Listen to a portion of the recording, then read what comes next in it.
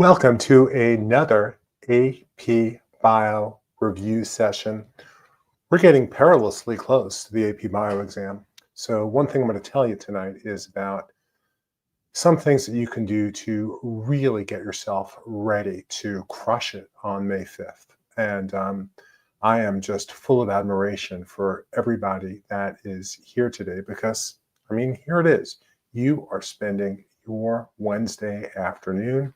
For some of you, it might be Wednesday evening, getting ready to learn the greatest of all subjects, AP Biology, Biology.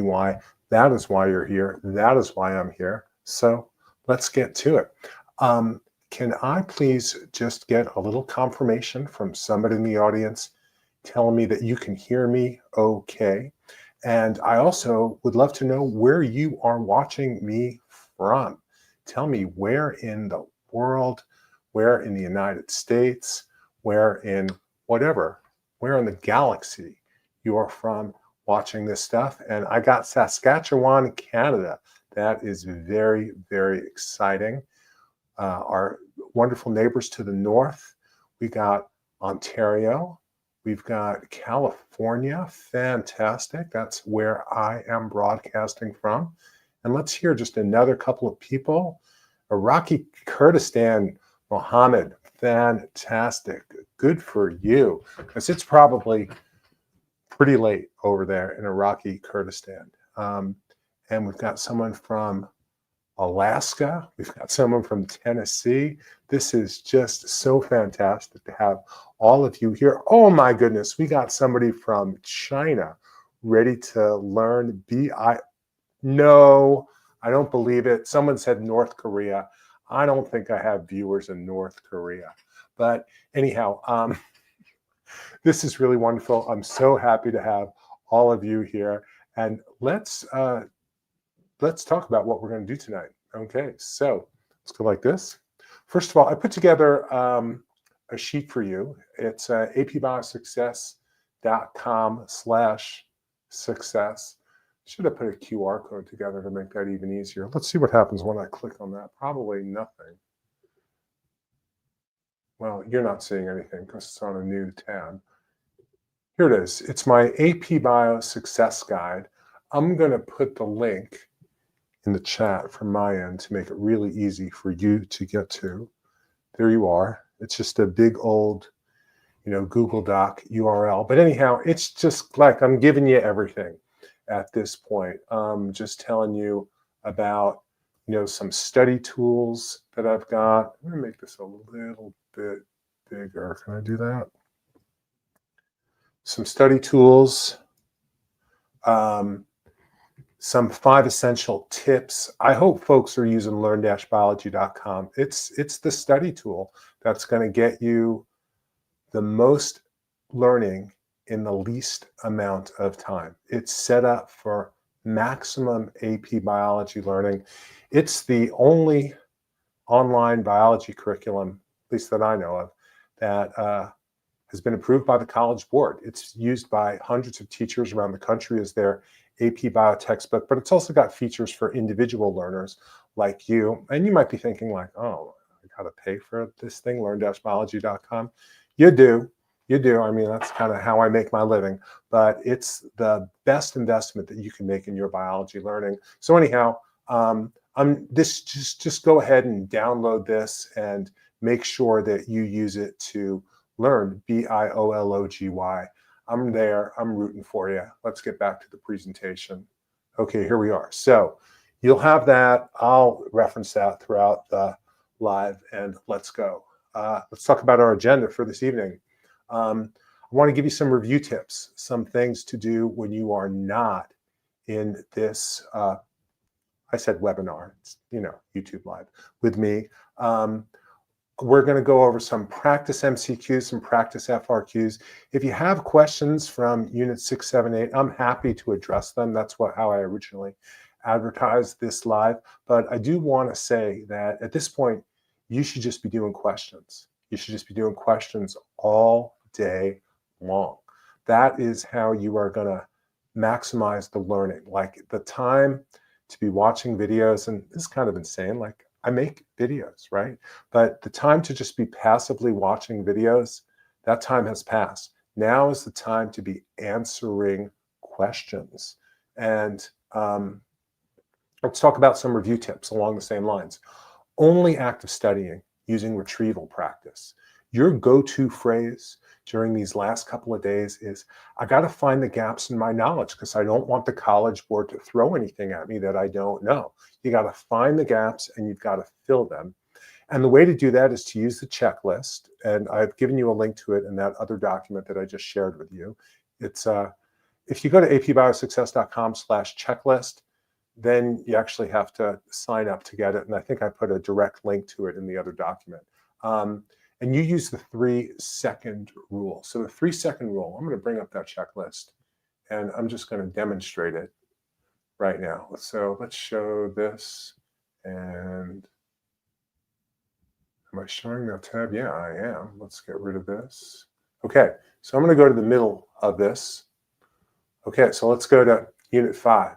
Okay, and I'm looking over here and it says, explain what crossing over is and how it generates diversity.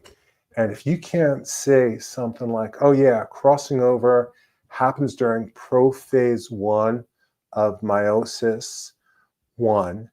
And what happens is that the arms of non-sister chromatids cross, and at that cross there's a crossing over point. So the DNA from one chromosome jumps onto the other one and vice versa, and that leads to recombinant chromosomes that have never been seen before. And that is something that I hope you take personally out there. The thing that I want you to take personally is, I'm realizing all these documents that I'm showing very small because I didn't adjust my view. How about that? Oh, it's so much better, right? You can probably see so much better now. But the thing that I wanted to say to you is that you know that you're unique. Like, you are a unique thing in the universe. There has never been a being like you before. And that uniqueness comes about because of meiosis, sexual reproduction, and development. So like when your parents tell you that you're special, or if they don't tell you that you're special, they should be telling you that. You are indeed special. But again, remember, so is everybody else. But let's get back. Did you see how I was able to explain what crossing over is, how it generates diversity? If you get to the next question and there it says, explain fertilization in terms of haploid and diploid chromosome numbers, as well as fertilization's contribution to genetic diversity. If you're like thinking like, fertilization, haploid, diploid, if you don't know it after 3 seconds, then you have failed the 3-second test, the 3-second rule. And that means that you got to dig in and you got to learn this stuff. So that's the 3-second rule when it comes to learning. And this is what my checklist is for. And I'm seeing a lot of people on it, so I'm assuming you got that. Let's go back here to the presentation. And okay, fantastic. So talk about the 3-second rule. Do as much authentic practice as possible. That means multiple choice questions and free response questions. That's what you've got to do for your studying. And the goal is so that you are confident and you are skilled and you are fluent. It's as if you've learned a new language, so that when you walk into that exam on Monday morning, you're not feeling nervous. You're feeling like, I did everything I could. And again, doing everything you could, I hope that involves signing up for learn-biology.com if you haven't already done it. For FRQ practice, the best thing is a little bit of what we're going to do tonight. You got to use the College Board's materials. There, you just search for past AP Bio FRQs and just answer the questions. Self-evaluate with the scoring guides. They've given you so much. They've been incredibly generous with that material. And then also what I want you to do is on learn-biology.com, we've got something that's amazing. It's a new feature. We've got enhanced AP Bio FRQs. You type your response to a prompt, and we evaluate your answer and give you feedback using an AI, which compares your answer to a sample answer. You can get hints.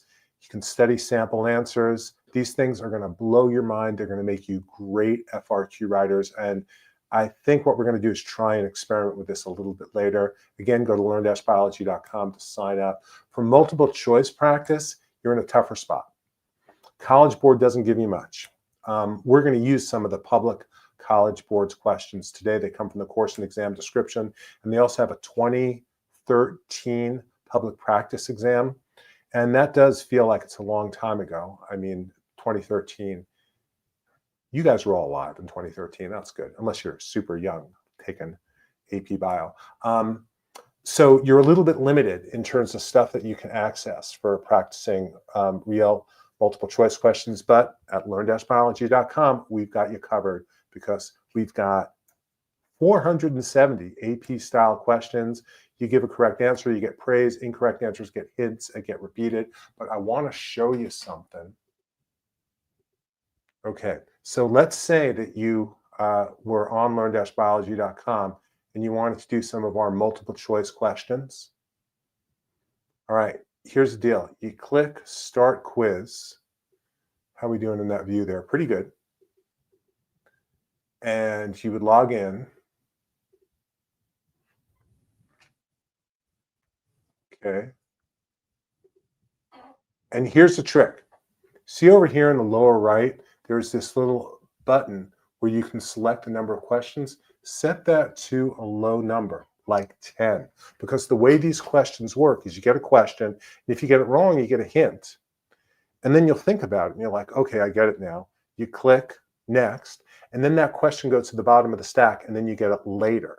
So that way you get to practice it and you get to really learn the stuff. But if you set it for 475 questions, you'll never see the question again. You won't practice, you won't achieve mastery, and it won't give you what you need. So anyhow, just remember that trick when you're using that. Let's go back here. Boom. And here we are. Fantastic. Yeah, go to learn-biology.com. Let's start doing some multiple choice questions. And I'm seeing some panic in the chat, and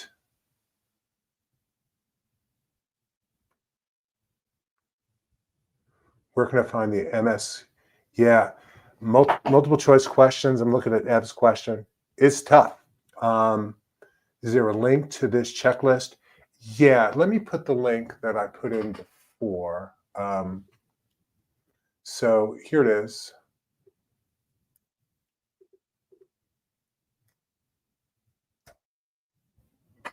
So folks, scan through the comments in the chat and find mine. I just put it in there. That Google Doc will get you to this AP Bio Success Guide that I was showing before, and here you are. So, and people are saying some really nice things, like someone saying that I'm their goat, and that's really sweet. AP Bio Savior, you guys are making me feel so good. Love that. And Cameron is pointing out that natural selection has the highest percentage. That's true, but that means like out of 60 questions, divide those by 8. There'll be a couple more from Unit 7, but it's also represented. You got to know Unit 7. Unit 7 is evolution, and biology is all about evolution. So should you focus on Unit 7? Absolutely. Okay, so let's do this. Go back to here. I can see what I'm presenting. Fantastic. Okay, folks, here's how the drill works. Do it the right way.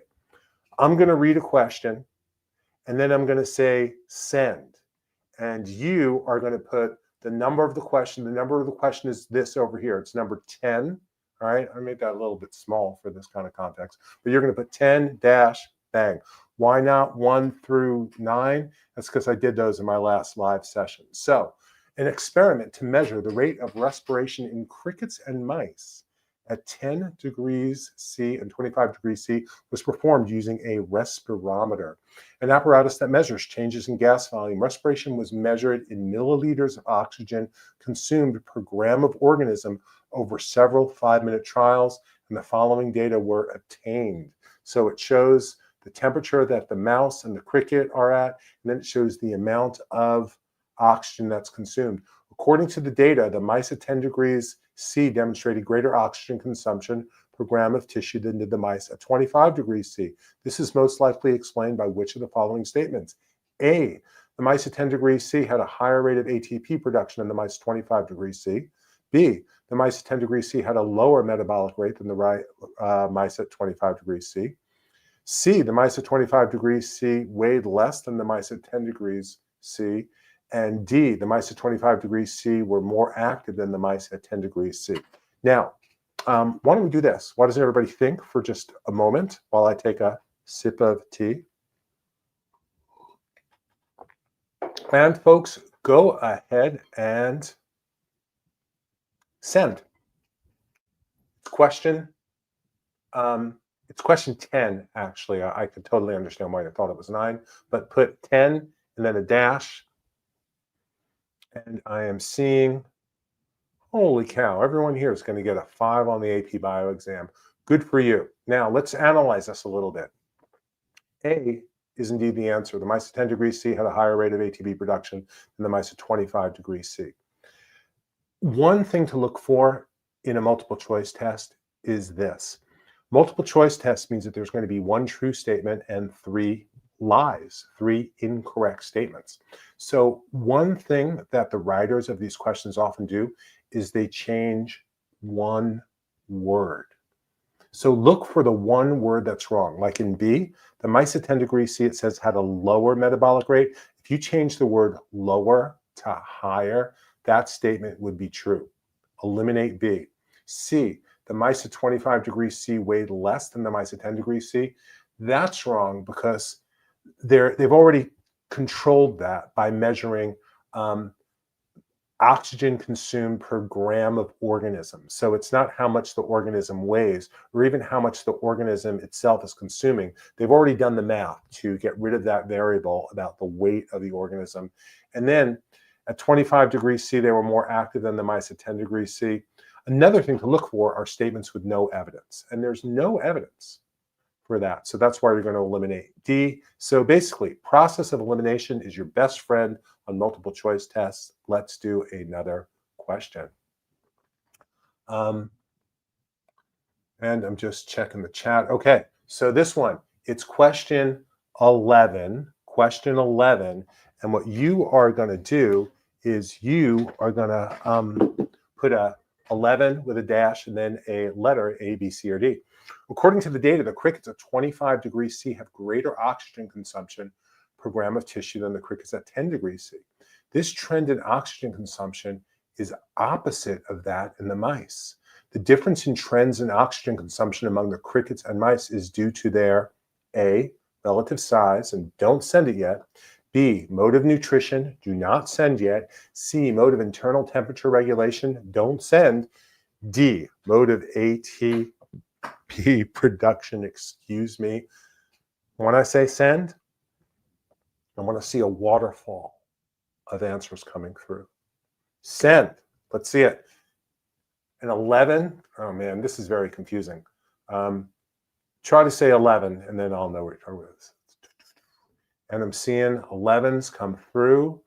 I'm seeing many, many 11s come through. And most people are getting this. Good. The answer indeed is 11. What is the difference in mode of internal temperature regulation? It's about endothermic versus exothermic. You, my friend, studying for AP Biology, you are an endotherm. You maintain a constant body temperature and you generate that internally. The mouse is also an endotherm. All mammals, all birds are endothermic. They create their heat internally, whereas almost all other organisms, fish, a lot of reptiles, amphibians, they're ectotherms. Their heat tracks the temperature of the environment. So it's the mode of internal temperature regulation that is different. And again, process of elimination, relative size, you can eliminate relative size because they've controlled for that by measuring the gram of organism. So it doesn't matter how big the organism is, it just matters how they're actually consuming oxygen and why they're consuming oxygen. The mode of ATP production, it's the same. They're all doing cellular respiration. The processes at the cellular level are remarkably the same across organisms. And actually, that's a piece of evidence for evolution. Like we and mice, we're close cousins. And we and mice and crickets, we're part of the family too. And that's the family of animals. We're all part of the same clade biology. So cool. Here's an extension question. The difference in data is explained by the fact that the mouse is blank while the cricket is blank. I would have you do this, but I basically already gave you the answer. The mouse is endothermic, whereas the cricket is ectothermic. Here's a really important graph. Note that the metabolic rate of an ectotherm rises with temperature. Okay, so here's a snake. The warmer it gets, the more active that snake can be because its metabolic rate rises. In mammals, it's actually quite interesting. At cold temperatures, our metabolic rate is very high. Why? Because we have to expend energy to maintain our body temperature.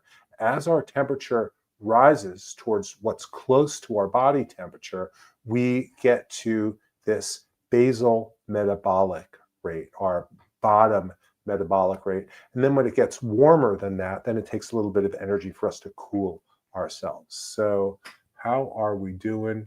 And basal metabolic rate, good job. All right, so somebody answered that question. Thank you, Cameron. Okay, will I be able to explain photosynthesis and cellular respiration in deep detail? That was not my plan for this session. And did somebody give me a super chat? Did I see a super chat go by? I love super chats. Oh, super chat. So, Big P does it all. Has asked for a super chat, and I'm going to change my view just because I feel that this deserves it.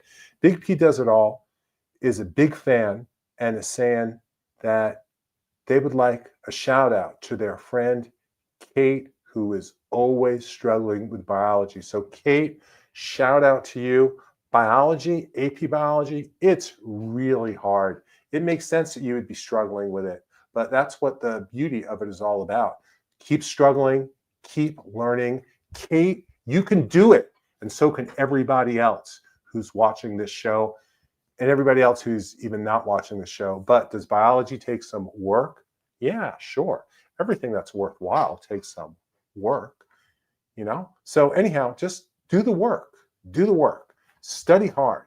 You know, I know that it's Wednesday and I know that the exam is Monday and I know that that's leading to a huge sense of panic. But you have many hours to study. And I know that people sometimes wonder about the amount of self-promotion that I do on this, but I just do want to point out that if you go to this link over here, I'm doing a 4-hour, it's a paid webinar on Saturday, but you could spend 4 hours with me in this context. So go to apbiosuccess.com/exam review, and maybe I'll see some of you there. That would be awesome. But let's get back to our show. And thanks for that super chat. Wow, that is so fun to get a super chat. I never ever got one of those until like the last show I did. Incredible. Okay, so here we are. Yeah. All right. Another question. Hope you guys are ready. Paramecia. Wonderful creatures, by the way. I hope your teacher brought some in for you to view.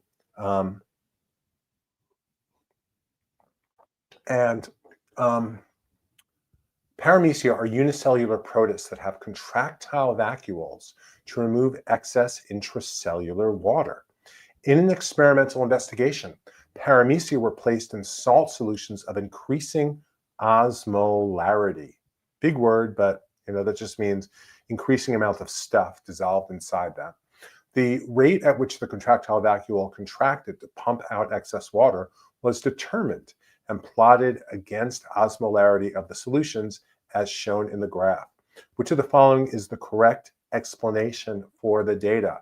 So just to make sure everybody can see this okay, osmolarity of solution is our independent variable. It's what the experimenter is manipulating, and the measured outcome is the rate of contraction of the contractile vacuole in contractions per minute. First choice. At higher osmolarity, lower rates of contraction are required because more salt diffuses into the paramecia. B, the contraction rate increases as the osmolarity decreases because the amount of water entering the paramecia by osmosis increases. And by the way, did I say don't send yet? Don't send yet. This is going to be question 12. All right. C, the contractile vacuole is less efficient in solutions of high osmolarity because of the reduced amount of ATP produced from cellular respiration. Or D, in an isosmotic salt solution, there is no diffusion of water into or out of the paramecium, so the contraction rate is 0. Guys, you got to make a choice. Now's the time.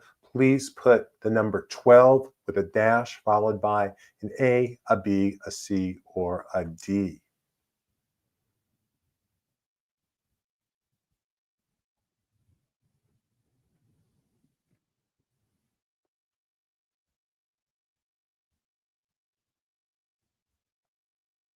Okay, seeing a lot of B's. Come on in. A lot of B's.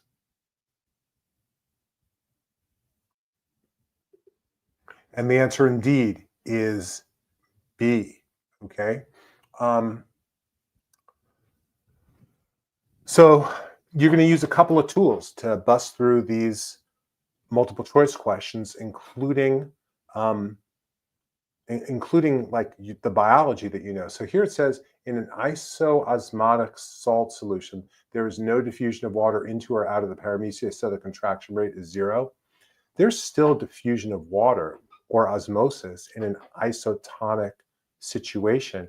It's just that the rate of water flowing in and out is in equilibrium. So we're going to eliminate D because we know what isosmotic or isotonic means. There's no evidence for C, so we're eliminating this one. B was the right answer. And here it says at high osmolarity, lower rates are required, of course, more salt diffuses into the paramecia. You know, a paramecium is a living organism. It's got a membrane just like you do, you know, around all your cells. And salt doesn't really freely diffuse in, you know, animals, plants, protists, bacteria, all living things control that. That's the basis of homeostasis. So we're going to knock out B also. Okay, folks, use the principle. This is just a little bit of like osmosis review. Use the principle of osmosis to explain each of the images below. If you see a shriveled cell like this and water is flowing out of the cell, what does that mean? That means that the cell was hypotonic to its environment. Water always flows from hypotonic to hypertonic, and therefore what is going to happen is water is going to leave the cell. The cell is going to shrivel up. In the second picture, what we have is the cell is isotonic to its environment, so water enters and leaves at the same rate. When you want to grow a cell in cell culture, you need a situation like number 2. In cell number 3, what we've got is the cell is hypertonic to its environment. In other words, this is a cell that's probably been placed in pure water. Water is going to flow into the cell because it's an animal cell. It has no wall. It can't do anything to resist the pressure, and the cell will burst. You've probably, I don't know if you've watched my Osmosis song, but if you do watch my Osmosis song, I actually was able to find some video of someone who showed red blood cells bursting because they were placed in a pure water solution. Let me check the comments, see if anything's going on. Okay.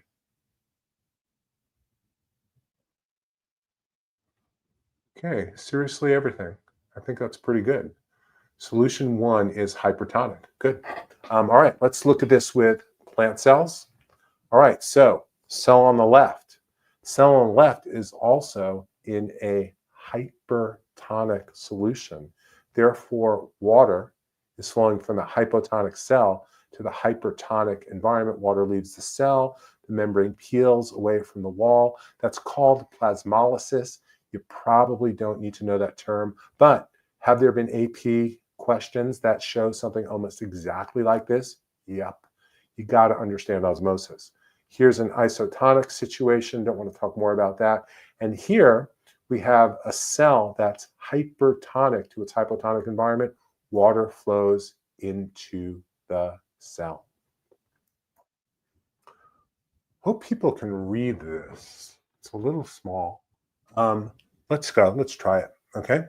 A student places 20 tobacco seeds of the same species on moist paper towels in each of 2 Petri dishes. Dish A was wrapped completely in an opaque cover to exclude all light. Dish B was not wrapped. The dishes were placed equidistant from a light source, set to a cycle of 14 hours of light and 10 hours of dark. All other conditions were the same for both dishes. The dishes were examined after 7 days, and the opaque cover was permanently removed from dish A. Both dishes were returned to the light and examined again at 14 days. The following data were obtained. Here's the table. I'm not going to read all of the stuff here, but you've got germinated seeds for dish A, dish B. You've got green-leaved seedlings, yellow-leaved seedlings, mean stem length below the first set of leaves. According to the results of this experiment, germination of tobacco seeds, and you're not sending it, but when you do send, it's going to be number 13. Germination of tobacco seeds is A, increased by exposure to light, B, unaffected by light intensity, C, prevented by paper towels, D, accelerated in green-leaved seedlings. So you're going to answer now, 13 with a dash, and let's see what the answer is.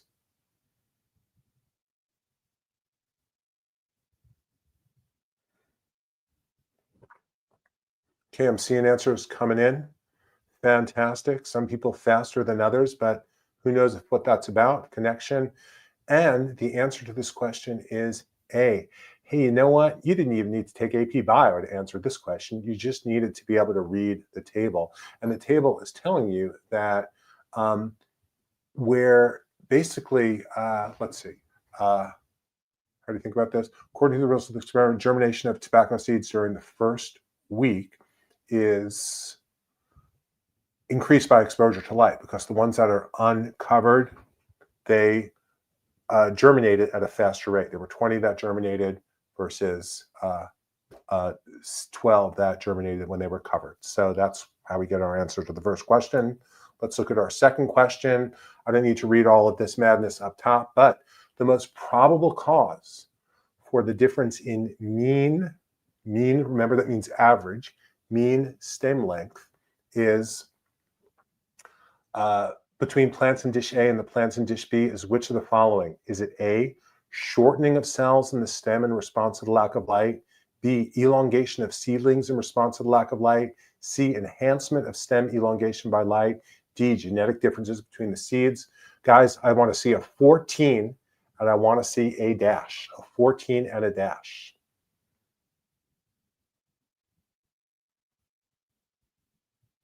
And a dash. And then I'm going to answer this question about positive control and negative control from Seriously Everything.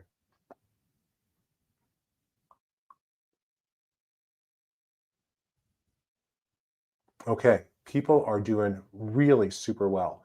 The answer to 14 is B, and you can see that in the dark, the seedlings grew longer than they did in the light. You don't need to know about the mechanism, but you just need to, again, read the graph. Something about darkness was causing the elongation of the seedlings, and that's actually an adaptation, because when seeds are in the soil, they need to grow faster in order to get to light so they can start to photosynthesize. So this is a very common adaptation in plants. All right, let's talk about positive control and negative control. And since I don't need those visuals, I am just going to go like this while I describe that. And where's that? Sorry. Yeah, that's what I want. Okay, so let's say that you were testing substance X to see if it was an effective headache relief mechanism. All right. A good design with an experimental control would be to have 10 people take substance X when they're having a headache, 10 other people don't take anything, or they take a placebo, a sugar pill. That would be a negative control. You're comparing something to nothing at all. The control group is not exposed to the experimental variable. That's a negative control. Again, let me say that. The control group doesn't get exposed to the experimental value. It gets exposed to nothing. It's negative, right? And that's how you do your comparison. A positive control would be like this. We know from extensive testing of, say, Tylenol, that Tylenol reduces headaches in 20 minutes. I just made that up. And I'm not being paid by Tylenol to do an ad or anything like that. It's completely fictional. So if you do an experiment where you have 10 people who take substance X and then 10 people who take Tylenol, in that case, the Tylenol group serves as a positive control. In other words, it's a variable with a known effect that you're comparing to. So seriously, everything? I think that was your question. Can't really tell anymore. Yeah, seriously, everything. So that's the difference between a positive control and a negative control. Gotcha? All right, so hopefully that worked. Let's go back to this view. Yeah, and let's go like this. Okay. Which of the following supports the hypothesis? Which of the following best supports the hypothesis that the difference in leaf color is genetically controlled? All right, let's look at the choices. A, the number of yellow-leaved seedlings in dish A on day 7. B, the number of germinated seeds in dish A on days 7 and 14. C, the depth of all the yellow-leaved seedlings. D, the existence of yellow-leaved seedlings as well as green-leaved ones on day 14 in dish B. Folks, it's now time. It now is time for you to put a number 15, a dash, and then an A, B, C, or D. Go ahead. Let's see it. A, B, C, or D. Let's see it in the chat. Go ahead. Okay.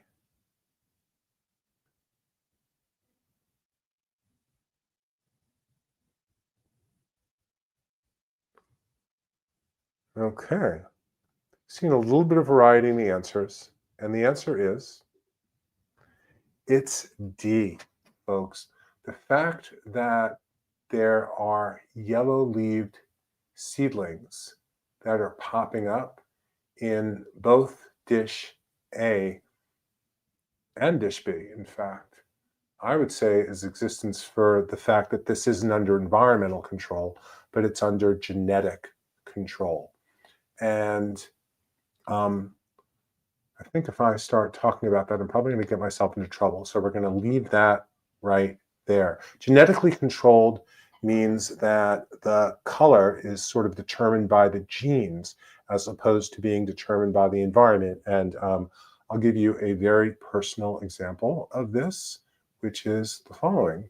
I'm brown-eyed, right? See it right there? Environment had nothing to do with that, right? This is just because I inherited genes that led to brown pigmentation in my eyes. So genetic control, that, so eye color in humans is a trait that's not really influenced by the environment, as opposed to other things. So like, for example, my height, my weight, those are about a genotype environment interaction. So it is partly about my genes, but it's about the genes and the way they interacted with the environment. And that's how really most things work. But there are some traits that are strictly under environmental control. And let's go on. Last question in this set. Additional observations were made on day 21, and no yellow-leaved seedlings were found alive in either dish. This is most likely because A, yellow-leaved seedlings were unable to absorb water from the paper towels. B, taller green-leaved seedlings blocked the light and prevented photosynthesis. C, yellow-leaf seedlings were unable to convert light energy to chemical energy. Oh my goodness, this is so small. I didn't go back to the right view. You're probably really struggling. Sorry about that. Okay, now you can see a little bit more easily. I got this. Yes, I got it. Ava, thank you. Queen, thank you. Yes, everybody, I got it. Sorry. I'll read them again. A, yellow-leaf seedlings were unable to absorb water from the paper towels. B, taller green leaf seedlings blocked the light and prevented photosynthesis. C, yellow leaf seedlings were unable to convert light energy to chemical energy. D, a higher rate of respiration in yellow leaf seedlings depleted their stored nutrients. And why don't we do this? Someone's asked me to answer Zainab's questions, and I will, but let's do this first. Give me a 16 and a dash, and then an A, B, C, or D.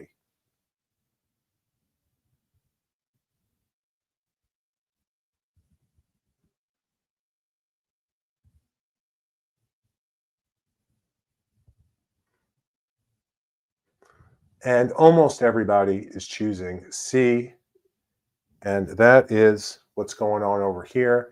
Yellow leaf seedlings were unable to convert light energy to chemical energy. They probably lacked chlorophyll, something like that.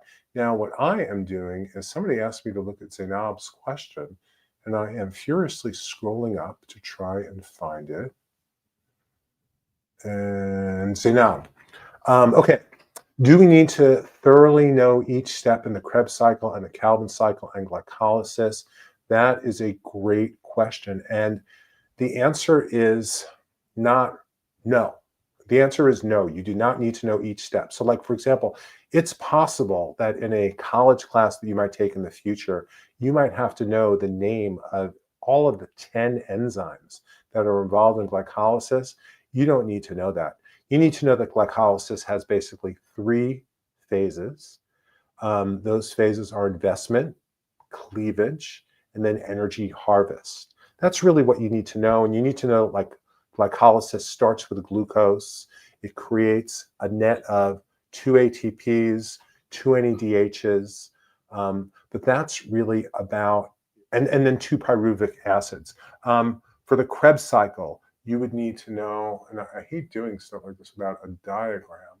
So I'm going to go like this, and I'm going to go here, and I'm going to go here, AP Bio, and I'm going to go here, and cellular energetics, and I'm going to go to Krebs cycle, and okay, so Krebs cycle. You don't need to know the names of any of these enzymes, but what you do need to know, for example, is that, like, what is the Krebs cycle all about? It's about taking acetyl-CoA, which has molecules that were derived from glucose, and completely oxidizing those molecules. And that complete oxidation enables NADH, 1, 2, 3 NADHs, and 1 FADH2 to be reduced. What does that mean? We've taken these mobile electron carriers and we've charged them up so that in the next and final phase of cellular respiration, they can power the electron transport chain. So what do you need to know? All that I would know about the Krebs cycle is that acetyl-CoA comes in, brings in chemical energy, that it's attached to this molecule, oxaloacetate. That makes a 6-carbon molecule. And that 6-carbon molecule just gets oxidized, and you regenerate this 4-carbon molecule at the end. You also, along the way, have enough energy to do 1 phosphorylation of ADP into ATP. And listen, I just said that really fast, but here's actually a good thing that you can do. Look, on this page, And you don't even have to pay for this. Like, this is a free service of Learn-Biology to you. I just put the link in the chat. So if you go to that page, you'll see this thing, Krebs, 6 things to memorize. So that's the level at which you got to know this stuff. And like, is biology a science with a lot of detail? Yes, it is. Do you need to know all of the detail? Not for AP Bio. For AP Bio, you need to like be able to think much more analytically. Let's go back to our quizzes. Okay, so we were at C. I'm going to check the comments. Will you need to fully draw? Ayan Shaheen, how many years of, Ayan Shaheen, how many years of past papers should I do before the AP Bio exam? As many of the past FRQs as you can do before the AP Bio exam. I would do, the only thing to watch out for is that when you get to before 2019, then you can start to see some questions about the nervous system and the immune system, and they're not on the test anymore. So just use that filter. But otherwise, all of the questions are really great questions. And the best practice you can do is working with the College Board's FRQs. It's the best. They were incredibly generous about posting them and the scoring guides, and you should spend all your time doing that. Let's do another question. Oh, let's not do another question. Let's do this. Let's me talk to you about like what's important to know about photosynthesis. You can't see that, so I'm going to show this. Now we can. Okay, so like for photosynthesis, you need to know that there are 2 phases of photosynthesis. There are the light reactions and the Calvin cycle, that the light reactions make ATP and NADPH, that they release oxygen as a waste product, and that their main input is water. Like, you must go into the test knowing that water is the molecule that's split during the light reactions of photosynthesis, and that the oxygen that you are breathing right now is a product of this splitting of water. If you went to planet Earth 3.5 billion years ago, the air would be unbreathable because there was no oxygen. Why? Because photosynthetic bacteria hadn't made that oxygen yet. And then you need to know that after the light reactions, there's the Calvin cycle, where it takes this chemical energy, ATP and NADPH, and uses it to convert carbon dioxide into carbohydrate. And that's called carbon fixation. And do you need to know that? Yes, you need to know that. 0, for chi-squared, I've got a tutorial on learn-biology.com. Just do the tutorial. I also have videos about everything. So, again, I could teach you pretty much anything, but in this session, I can't teach you everything. And Icon Badlamani is asking, how do you quickly improve your score from below 50% to around 80% in 3 days? I've seen people note that I'm plugging my website a lot, but on learn-biology.com, what you'll find waiting for you are flashcards, multiple choice questions, practice FRQs with AI scoring. Spend your time doing that. And I know that you're wanting free resources, and that's totally reasonable. Who wants to spend their money to learn? But I just want to encourage you. Oh, I'm sorry about that, guys. I should have been showing you this over here. So, sign up for an account. You'll do it for 4 days. But if you spend all your time doing multiple choice questions and free response questions on learn-biology.com, you'll do better on the AP Bio exam. You'll do better. All right, let's go like this. Let's go like this. Okay. Let's talk about some stuff from Unit 4. The endocrine system incorporates feedback mechanisms that maintain homeostasis. Which of the following demonstrates negative feedback by the endocrine system? A. During labor, the fetus exerts pressure on the uterine wall, inducing the production of oxytocin, which stimulates uterine wall contraction. These contractions cause the fetus to further push on the wall, increasing the production of oxytocin. That's A. B. After a meal, blood glucose levels become elevated, stimulating beta cells of the pancreas to release insulin into the blood. Excess glucose is then converted to glycogen in the liver, reducing blood glucose levels. C. At high elevation, atmospheric oxygen is more scarce. In response to signals that oxygen is low, the brain decreases an individual's rate of respiration to compensate for the difference. D. A transcription factor binds to the regulatory region of a gene, blocking the binding of another transcription factor required for expression. So what I'd like you to do is put the number 17 followed by an A, a B, a C, or a D. Go ahead and do that now.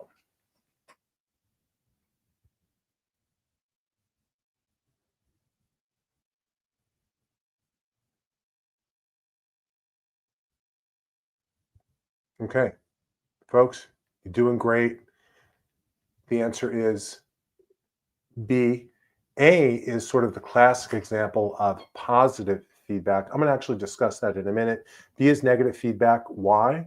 Because in response to the increase of glucose, the body responds by decreasing the level of glucose, and that turns off the system. When you have feedback loops that turn off the system, that return the system to homeostasis, that's negative feedback. C is wrong because you would breathe faster in response to low oxygen. And D is just about regulation. It's not really about feedback. So you could eliminate C and D, and then just careful reading of the question should lead you to B, plus prior knowledge. Like if you studied Unit 4, then you would know that that's an example of negative feedback, and this is an example of positive feedback. Okay, so I already did that. So if you were to learn about one negative feedback system, the one that they talked about in the previous problem is the one to know about. You've got a blood glucose set point. That's a key principle of homeostasis, that we have set points, homeostatic variables that we try and maintain at a certain level. Above the set point, what happens? What does that mean above the set point? You eat a big meal, all right? And then in response to that, your pancreas, shown over here, releases insulin. The liver and fat and muscle cells absorb glucose in response. In other words, insulin is a hormone. It goes into the body through the blood.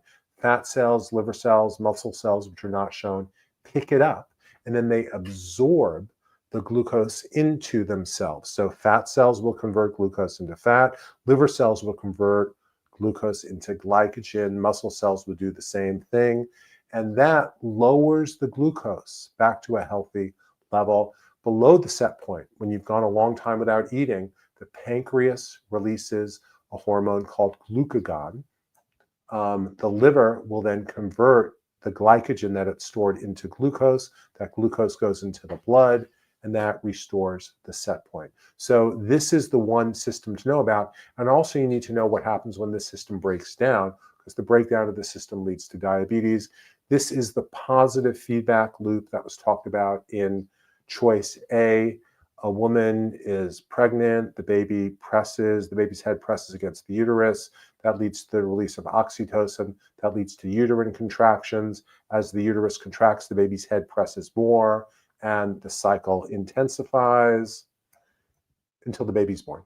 And fruit ripening is another positive feedback loop. Okay, so looking at the chat. Okay, seriously, everything. No, the immune system is not part of the curriculum anymore. Yeah, so if you are looking at like old FRQs or old tests and there are questions about the immune system, that means they're before 2019, when those two systems, the nervous system and the immune system, were, I think, unfortunately, eliminated from the curriculum. Check-in questions, and someone is saying that there are a lot of questions about this positive feedback loop that involves the release of the gas ethylene, and I think that's true. The deal is that there's not that many widely known and easy to understand positive feedback loops. So the one involving fruit ripening and the one involving childbirth often show up.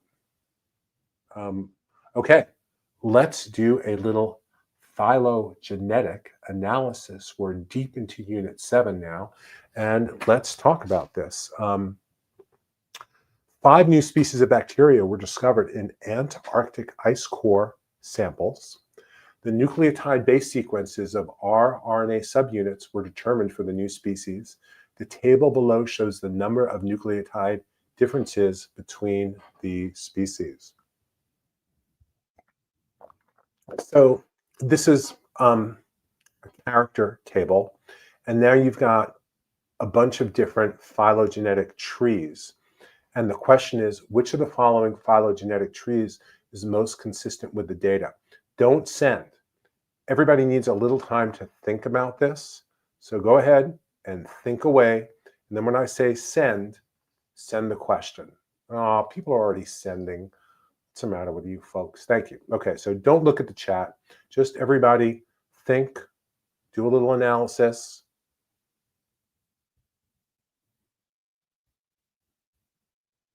All right, send it now. Let's see. Put 18 dash. Let's see. 18 dash, and let's see it.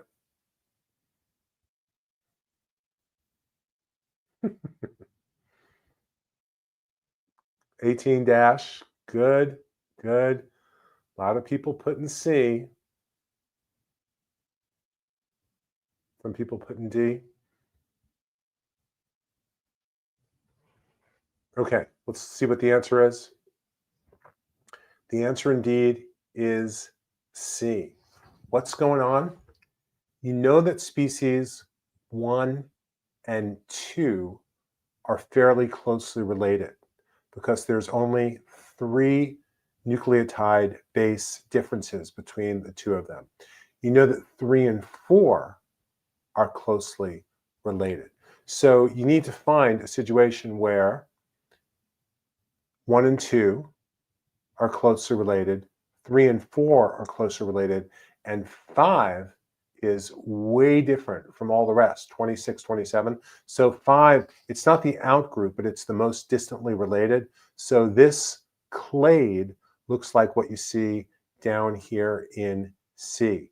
1 and 2 are positioned over here, 3 and 4 over here, 5 as the outgroup over here. Now, extension. What is a clade? This is a super important term. A clade consists of a common ancestor and all of its descendants. So some of these are incorrectly drawn, but like all of these choices involve clades. Those are all clades.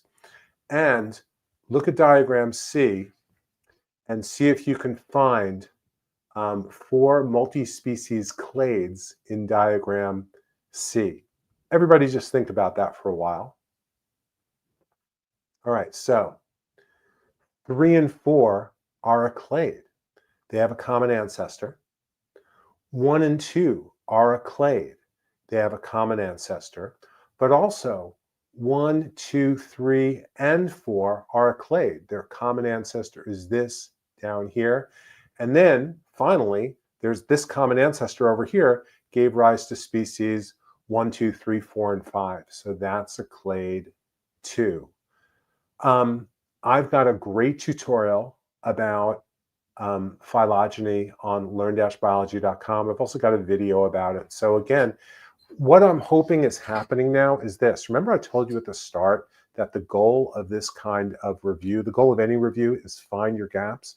If like this question just really like bent your noodle and you're like, what was that? You've got to review phylogeny. Don't panic. You've got time. You just have to do it.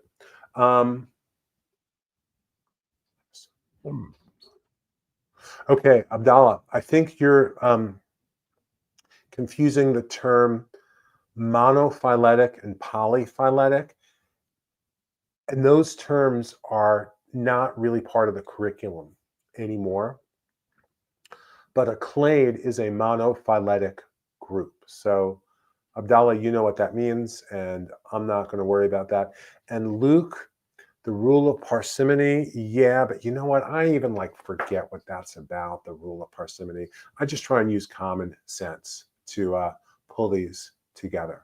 So, and seriously, everything, yeah, you're looking like you're constructing these phylogenies based on this trait table over here. It's already 6 o'clock. Let's not do that. Oh, this is a good sequence. We're gonna do one more series of questions, okay? Little biotechnology here. In a transformation experiment, which I hope everybody got to do, a sample of E. coli bacteria was mixed with a plasmid containing the gene for resistance to the antibiotic ampicillin, represented by AMP-R. Plasmid was not added to a second sample. Samples were plated on nutrient agar plates, some of which were supplemented with the antibiotic ampicillin. The results of E. coli growth are summarized below. The shaded area represents extensive growth of bacteria. Dots represent individual colonies. Wish I had some drawing tools, do I? So basically, transformation, we've got a bacterial cell. It's got its chromosome over here.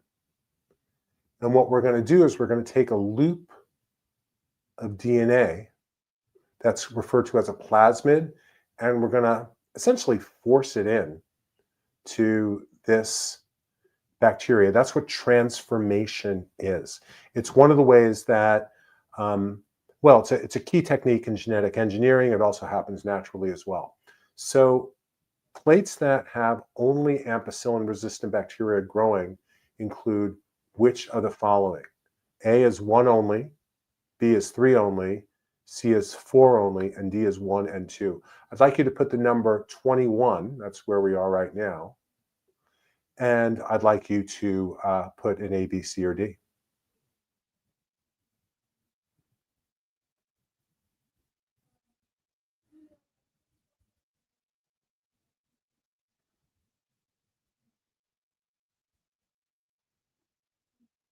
Okay, I'm seeing a lot of answers coming in. And I need to change this, turn off. Oh, I kind of obscured that. The answer indeed is C. It's only these, this is a colony of bacteria. And here, the only thing that would be growing in that colony are ampicillin-resistant bacteria. Why? Because this growth medium has ampicillin, and unless you took up this plasmid, which contains a gene for ampicillin resistance, the bacteria couldn't live over here. So Noah, I don't know if that is helpful, my explanation over here, but basically, let's see if I can add to my drawing over here. This has a gene on it that has, here we go, ampicillin resistance. All right, so this ampicillin resistance gene is on this plasmid. When this bacteria takes up this plasmid, it has a new adaptation. What is that adaptation? It can grow despite the presence of a bacteria-killing antibiotic called ampicillin. So that's what this is all about. This is, I think, an important series of questions, and I'm going to turn that off, and I'm hoping that all these diagrams go away. They did. Fantastic. So, same introduction. Which of the following best explains why there is no growth on plate 2? No growth on plate 2. Here's the first choice. The initial E. coli bacteria was not ampicillin resistant.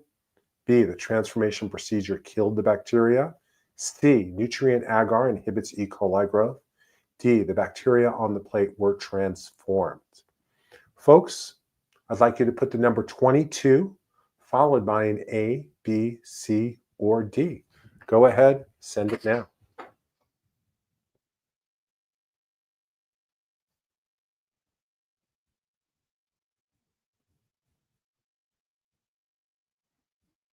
Okay, good job, guys. The answer is indeed A. You're starting with E. coli that have not been transformed. Not being transformed means that they lack this plasmid that has the ampicillin gene. So therefore, if you put them on a plate with ampicillin, they will be killed. So that's why these guys won't survive over here. They'll only survive if they take up the plasmid. And I'm trying not to ruin the next question, so let's go on. Plates 1 and 3 were included in the experimental design in order to A, demonstrate that the E. coli cultures were viable. Viable means able to live. It's an important biology word. B, demonstrate that the plasmid can lose its AMP-R gene. C, demonstrate that the plasmid is needed for E. coli growth. D, prepare the E. coli for transformation. So let's go, folks. Give me a 23, give me a dash, and give me an answer.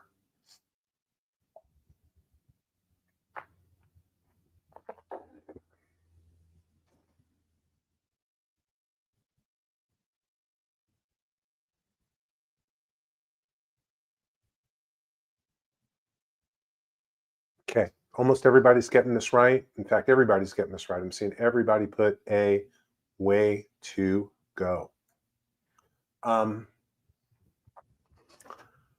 think this is the last question in this series, and then we're going to do an FRQ.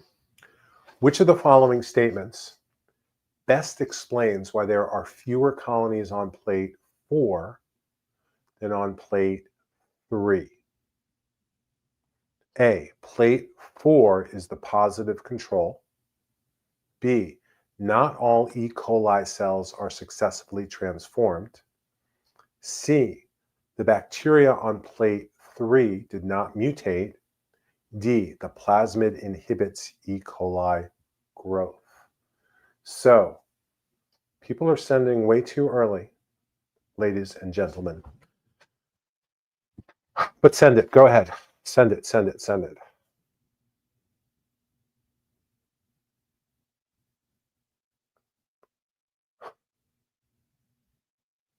Excellent. So the answer is B. And basically the idea is that the only bacteria that will grow over here are the bacteria that get to take up the plasmid. And taking up a plasmid is a difficult thing to do. Like if you actually did this lab in your class, you have to soak the cells in a special transformation solution that makes the membrane more permeable. You have to put it in cold water, hot water, cold water, which also gets the membrane to be more permeable. It's difficult to transform a cell, and these few colonies represent the relatively few cells that get transformed.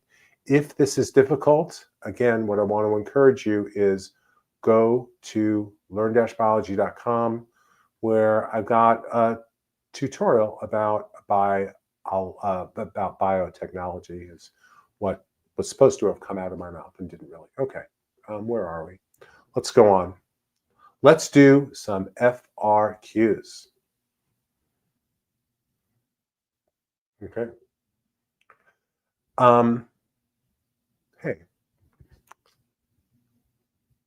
there we go. Okay. Fantastic. So these are FRQs from the 2024 published practice exam. And one thing that you should be doing is practicing with these tests. And many of you possibly have. It's possible that you have already. So let's see. Okay, so this is a cool FRQ because it talks about the types of membrane transport, it talks about gene expression, and it talks about how gene expression changes over time in a really coolly designed experiment. Want to let you know again that on my website I've got these enhanced practice FRQs. And we're going to do one of them, I think, next after we do this one. So read the introduction with me. To investigate whether red blood cells of animals lose the ability to take in glucose from their environment as they age, scientists collected red blood cells from guinea pigs that ranged in age from 1 day old to 7 months old. Scientists incubated an equal number of red blood cells in separate culture dishes that contained a 300 nanomolar solution of radioactively labeled glucose. The amount of radioactively labeled glucose inside the red blood cells of each group was measured over time. And this message on the bottom is just telling you that you can download these questions from the College Board's website. So let's visualize the setup. First of all, we've got radioactively labeled glucose. And what does that mean? That means that there's probably a radioactive form of carbon. And it allows scientists to track whether the glucose is outside or inside the cells, because biochemists do things like this. And someone's asking when the stream ends. 6:30. We're gonna go till 6:30. But as Wow Giddy said, you can go whenever you want. All right. And what we'll see is that even though you're not asked about this, the diffusion rate of glucose is really the dependent variable. That's what they're measuring in this experiment. So here's the setup. We've got guinea pigs ranging from 1 day old all the way up to 7 months old. And we're taking red blood cells from all of these guinea pigs, all right? Why are we taking it? Because they're guinea pigs, right? That's what happens to them. The blood cells from guinea pigs of various ages, and note that that means that age is our independent variable in this experiment, right? So that's the basic setup. So the first question after all of that is this. Describe a difference between passive transport and active transport. And if you're thinking, I didn't need any of that introduction, it always happens like this. Like they'll start with some very, very general question and you'll have to do this. So here's what I'd like you to do. You don't have to wait. Write in the chat, I'd like you to describe the difference between a passive transport and active transport, and you can send it as soon as you've got that in there, all right?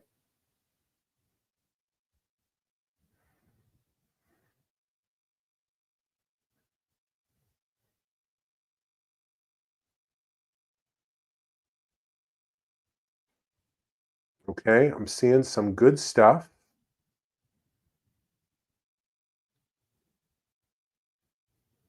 Okay, now I wrote more than you did, and here we are on YouTube Live, and it's probably hard to write a lot. But here we have 3 different setups over here. And I'm going to ask you guys another question before I go back and look at your previous answers. Which one of these is active transport? 1, 2, or 3? Put it in the chat. 1, 2, or 3. Okay, everybody's gotten it. All right, so active transport is from lower concentration to higher concentration. Notice that there are fewer molecules over here and there are more over here, lower to higher concentration. That's active transport. Passive transport just doesn't, and as people pointed out, that requires energy, usually in the form of conversion of ATP into ADP and phosphate. And this doesn't require any energy on the part of the cell. The energy is in the kinetic energy of the molecules. Passive transport substances diffuse down their concentration gradient without any energy expenditure on the part of the cell. In active transport, substances move up a concentration gradient, requiring the cell to expend energy. And these questions are from the 2024 test. And AC-S, I have heard that the Kaplan book is really hard. I have heard that, and I don't know if they're appropriately hard. I don't, so they might be harder than they need to be. Okay, so again, here's passive transport down a concentration gradient. Here's active transport up a concentration gradient. Okay, question 2 is an experimental design question. Justify why the scientists used an equal number of red blood cells in each culture dish as a control.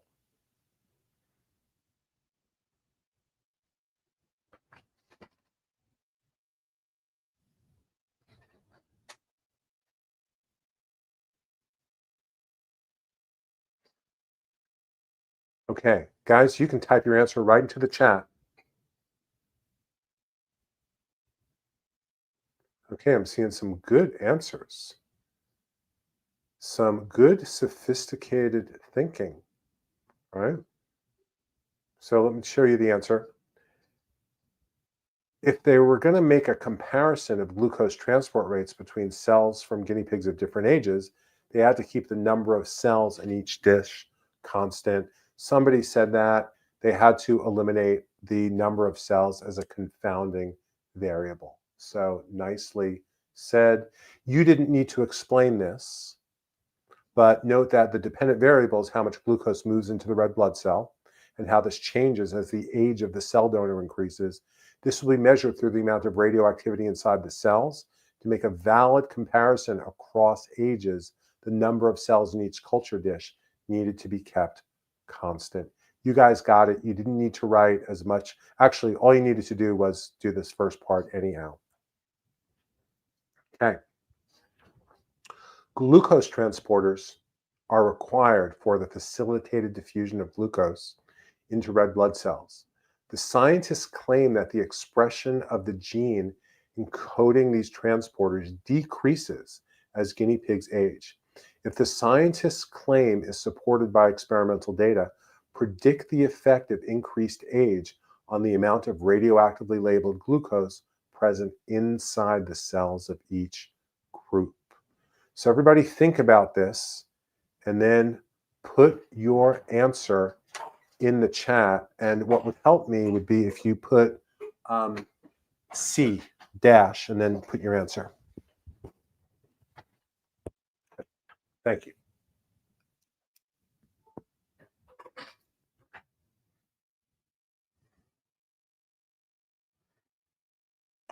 You're predicting the effect of increased age. Yeah, so I'm seeing a lot of good answers. Okay, and here's the scientist's claim. The expression of the gene encoding these transporters decreases as guinea pigs age. So in other words, just think about what that means, that a young guinea pig would have more of these glucose transporters than an old one would, because there's less gene expression, and these channels, they're proteins. So the answer, as age increases, there will be less radioactively labeled glucose inside the cells. All right, so that's the answer there, and I'm seeing a lot of good answers. Great job.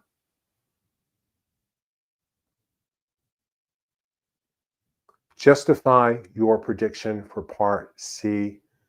Kind of did that for you by the diagram. So let's. Common wild oat is native to regions of Europe and Asia, but is an invasive species in central California grasslands. In California, the common wild oat has almost completely replaced some species of native bunchgrass.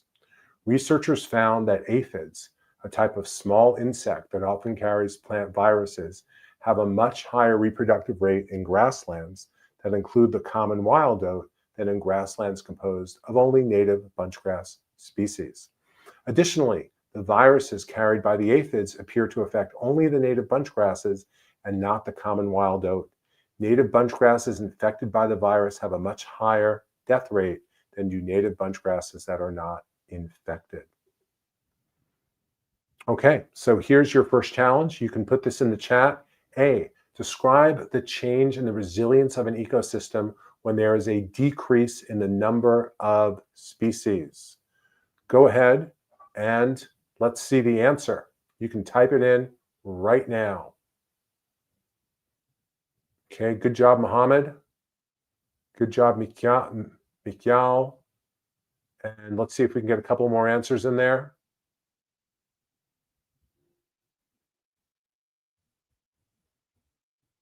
Okay, nice job, Kendra, Mandy. Okay, so that's basically what we got. The answer is a decrease in the number of species decreases an ecosystem's resilience. Resilience is the ability to bounce back from challenges. Here's a prairie grassland with many species. Here's a field of corn with one species. The cornfield is less resilient because it's only got one species. It's more vulnerable to disease, herbivores, environmental disturbances, etc. Explain how the addition of a common wild oat affects the number of native bunchgrass plants that can be supported by the California grasslands ecosystem. Let's put an explanation in the chat. Go for it right now.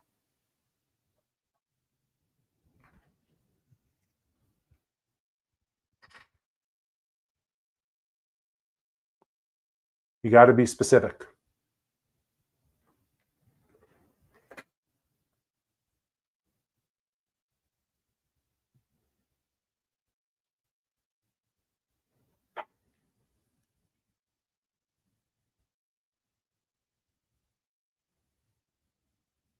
Okay, I'm seeing some great answers.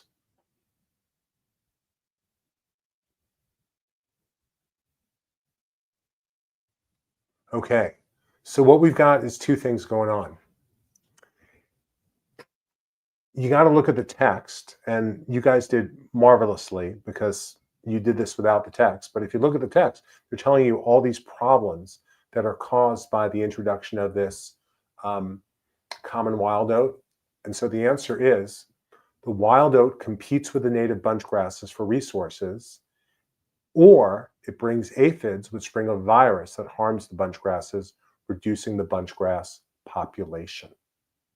All right. All right. Justify your prediction. So researchers suggest that adding ladybugs, predators of aphids, to the California grasslands, predict the effect of adding ladybugs, and then justify your prediction. So what will what's your prediction? You add ladybugs, which eat aphids. How is that going to affect the native bunchgrass? And then give a justification. So go ahead and do that. And someone asked to see the reading again. Yeah, I got to format this a little bit differently. So we're introducing ladybugs to this system.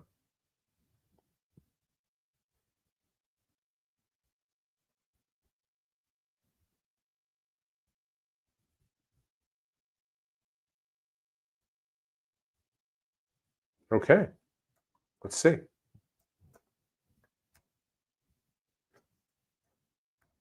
So the prediction is adding ladybugs will increase the abundance of native bunchgrasses. Why? The ladybugs are going to reduce the aphids. The aphids have a negative effect on the bunchgrasses. Introducing those ladybugs will increase the bunchgrasses. Ladybugs will decrease the aphids, which harm the bunchgrass by infecting them with virus.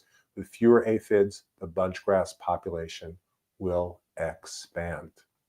Folks, we are at 6:34, and that is a sad moment because I got to go. And this has been great being with you. And I just want to give you a note of hope and inspiration. And I just want to let you know that there is plenty of time left for you to study, for you to work. You've got to set the hours aside. Set the hours aside and study in the most efficient and effective way. Guys, it's been wonderful having this experience with you. I wish you nothing but luck on the AP Bio exam. Just put in the time between now and Monday. If you are able to, I would love to have you join me on Zoom on Saturday. I'm doing a 4-hour review session. It's a paid review session. If you can join me, that would be fantastic. And in any case, best of luck to everybody. This is Mr. W signing off. Good luck to all of you in learning a lot of biology. Everybody have a good night. Thank you so much.